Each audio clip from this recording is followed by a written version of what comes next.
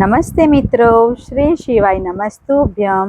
તો બજારમાં તો મેંગો મઠો મળે જ છે, પણ આજે આપણે ઘરે એનાથી પણ ટેસ્ટી આપણે મેંગો મઠો બનાવવાના છે।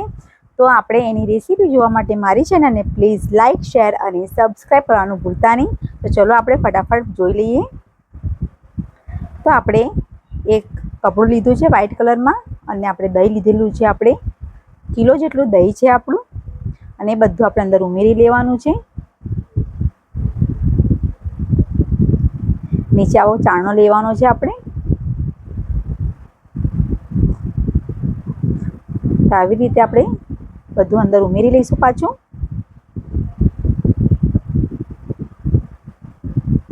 તો કમ્પ્લીટ રીતે બધું આપણે અંદર ઉમેરી લીધું છે, અને બરાબર આપણે એને ગાંઠ મારી દેવાની છે।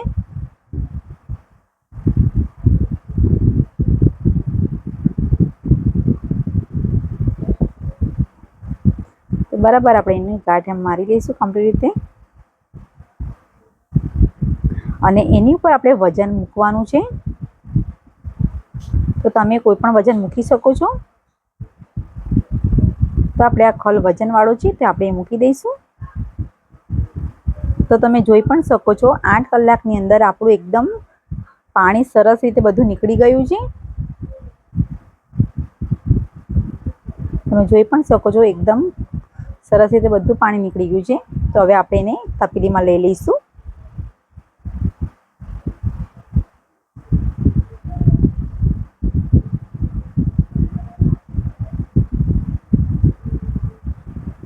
હવે આપણે એને બરાબર ફીણવાનું છે।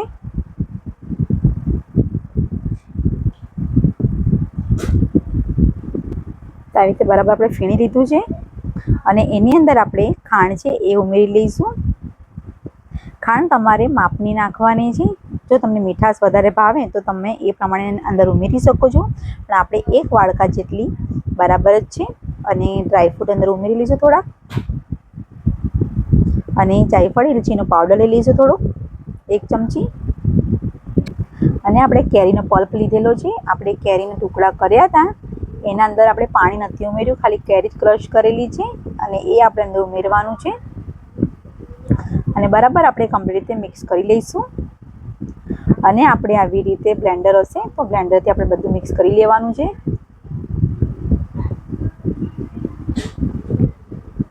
કમ્પ્લીટ રીતે બધું કમ્પ્લીટ મિક્સ કરી લઈશું આપણે।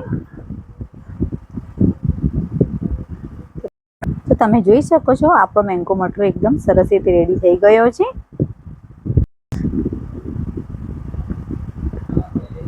તો સરસ રીતે આપણો મેંગો મઠો રેડી થઈ ગયો છે।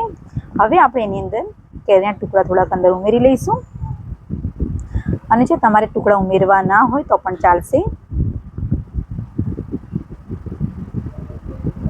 તો બધું મિક્સ કરી લેવાનું છે પાછું આપણે। તો આપણો આ મેંગો મઠો રેડી થઈ ગયો છે, અને જો તમને મારો વિડીયો પસંદ આવ્યો હોય તો પ્લીઝ લાઇક, શેર અને સબસ્ક્રાઈબ કરવાનું ભૂલતા નહીં। Thank you.